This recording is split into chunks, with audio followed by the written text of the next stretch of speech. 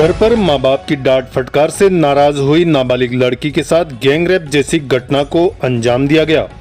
इंसानियत को शर्मसार करने वाली घटना जोधपुर की बताई जा रही है, जहां पर एक नाबालिग बच्ची घर से नाराज होकर जोधपुर के महात्मा गांधी अस्पताल पहुंची, जहां पर दो संविदा कर्मियों ने लड़की को अकेला देखकर गैंगरेप जैसी घटना को अंजाम दिया।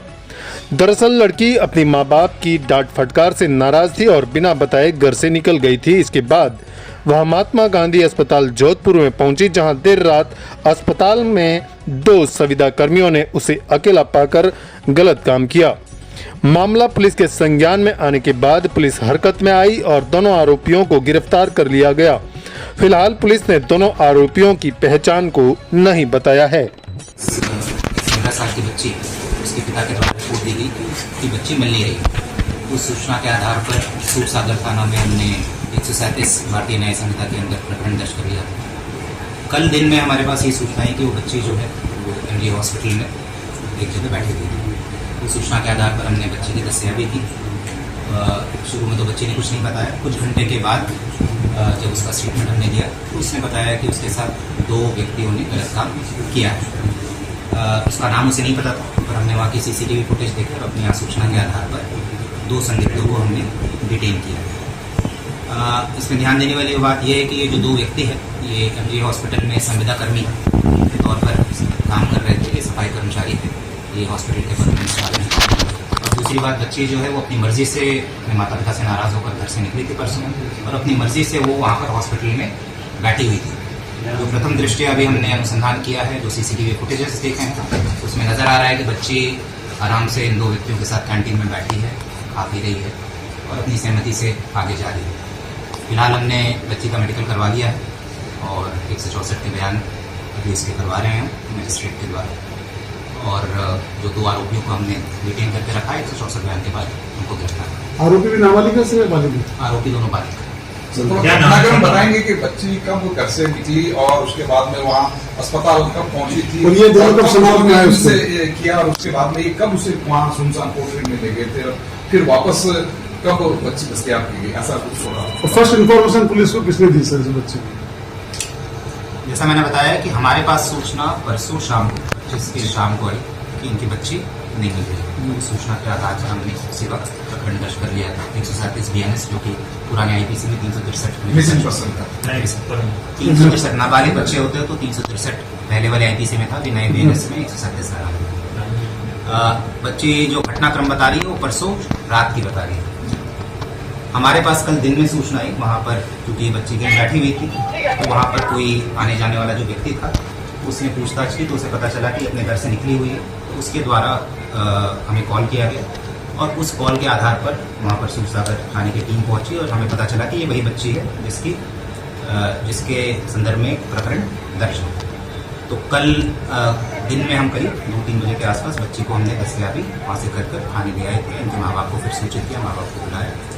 जैसा मैंने बताया कि शुरू में उसने कुछ नहीं बताया, शुरू में उसने कुछ नहीं बोला कि उसके साथ कुछ हुआ है नहीं हुआ।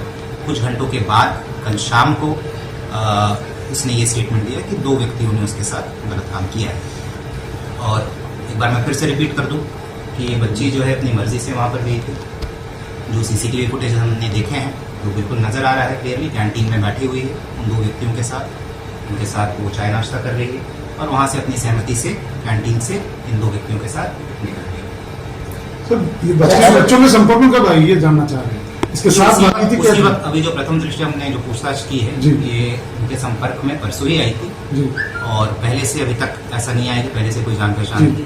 उसी वक्त इनकी बातचीत शुरू हुई, इन्होंने कैंटीन में चाय नाश्ता किया और उसके बाद फिर बिल्कुल पॉक्सो। तो गैंगरेप में हाँ, क्योंकि दो व्यक्तियों का ये नाम ले रही है तो उस हिसाब से सर घर से निकलने के समय किसी बालिका किसी मित्र की भूमिका कुछ सामने आई, ऐसी भी बात? इस विषय में हम अनुसंधान कर रहे हैं। बाकी इस पूरे घटनाक्रम में सीसीटीवी फुटेजेस में तो कहीं नहीं आ रही, बट उसका कोई और मित्र था जिससे वो मिलने गई होगी नहीं गई होगी उस विषय में। बच्चे के पास कोई फोन वगैरह था क्या सर? अभी तक तो नहीं है। दो आरोपी सर जो घर से निकली थी बच्ची उसके बाद जो शहर से शहर की रोड है, सब जगह सीसीटीवी है पुलिस की, क्या उन्हें डिटेन किया गया? कितने लोगों से बीच में संपर्क में आई? वही मैं कह रहा हूँ कि अभी इस विषय में अनुसंधान चल रहा है। अभी तो प्रथम दृष्टया जो हमने हॉस्पिटल के सीसीटीवी फुटेजेस देखे ठीक है, उसमें ये कैंटीन में इन 2 लड़कों के साथ नजर आ रही है। बाकी वो घर से निकली, क्या रूट था, उन सब रूट पर सीसीटीवी फुटेज चेक किए जाएंगे। अगर किसी और की कोई भूमिका पाई जाती है तो विधि सम्मत कार्रवाई सुनिश्चित सर अरेस्ट हो गया ना, डिटेन हो गए। अभी एक बार 164 का बयान के बाद आज नाम बता देते हैं सर, नहीं, नाम नहीं बता सकते क्योंकि शिनाख्ती है। वहाँ पर वापरदा का फोटो वीडियो डलवा लीजिएगा। बिल्कुल जब करवाएंगे। देखो सर, बच्ची का ये बात सामने आई थी कि जब एमडीएच के अंदर पता चला कि काफी देर तक 25 तारीख की रात शाम को घर से निकली, उसके बाद 26 की 25 तारीख को काफी देर तक पीछे एमडीएच के पीछे रही थी, उस सड़क पे घूमती रही थी। वहाँ किसी को नजर नहीं पड़ी, काफी अलर्ट पे थी पुलिस। तो पूरा शहर पुलिस तो उस दिन वीवीआईपी मूवमेंट था दिन भर से। ये परसों शाम को निकली है, जी, ठीक है, परसों रात की घटना है। और ये हॉस्पिटल के अंदर वहाँ पर क्यों बैठी थी, वहाँ पर क्या उद्देश्य था, क्योंकि वहाँ किसी को जानती नहीं थी। ठीक है, तो ये सब चीज़ें अभी बच्ची का मेडिकल हुआ है तो अभी बहुत ज़्यादा हम पूछताछ नहीं कर पाए कि भाई वहाँ क्यों गई थी, वहाँ क्या उद्देश्य था हॉस्पिटल में बैठने का। तो इस विषय में अगर अनुसंधान करें। रेप की पुष्टि होगी सर? हाँ, बच्ची नाबालिग है। अभी मेडिकल का भी एक बार डिटेल रिपोर्ट आ जाएगा तो उसमें पुष्टि होगी। फिलहाल तो बच्ची का बयान दे है। Sagwara live news. जी हाँ, लेटेस्ट खबर पाने के लिए चैनल को सब्सक्राइब कीजिए, वीडियो को लाइक कीजिए और शेयर कीजिए। धन्यवाद।